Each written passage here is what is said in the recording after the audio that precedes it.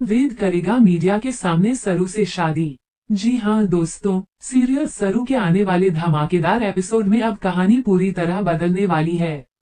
जब वेद के सामने अनिका का पूरा सच आएगा, तब उसका गुस्सा सातवें आसमान पर पहुंच जाएगा।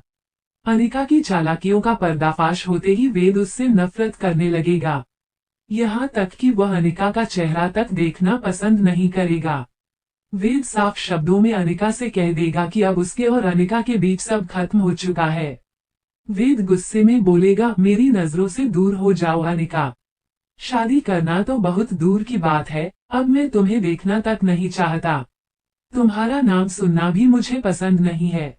वेद की ये बातें सुनकर अनिका पूरी तरह टूट जाएगी, लेकिन अनिका भी हार मानने वालों में से नहीं होगी। वेद के दिल में अपने लिए इतनी नफरत देखकर वह और ज्यादा गुस्से में आ जाएगी। इसके बाद अनिका एक बड़ा फैसला लेगी, जो पूरी कहानी को नया मोड़ देने वाला है। अनिका वेद से कहेगी, तुम्हारी शादी सिर्फ मुझसे होगी।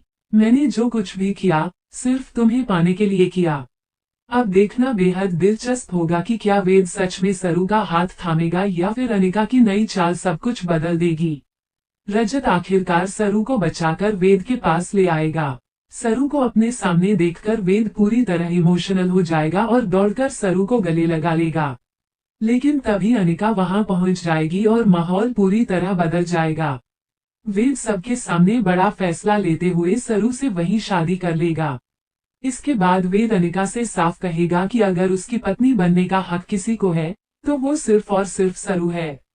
वेद कहेगा कि वह सरू को अपने तन, मन और पूरी आत्मा से अपनी पत्नी मान चुका है और ये हक हमेशा सिर्फ सरू का ही रहेगा। वेद की ये बात सुनकर अनिका का गुस्सा सातवें आसमान पर पहुंच जाएगा।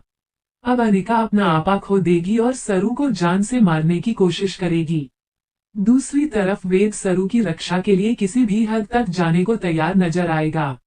आने वाले एपिसोड में जबरदस्त ड्रामा और बड़ा ट्विस्ट देखने को मिलेगा।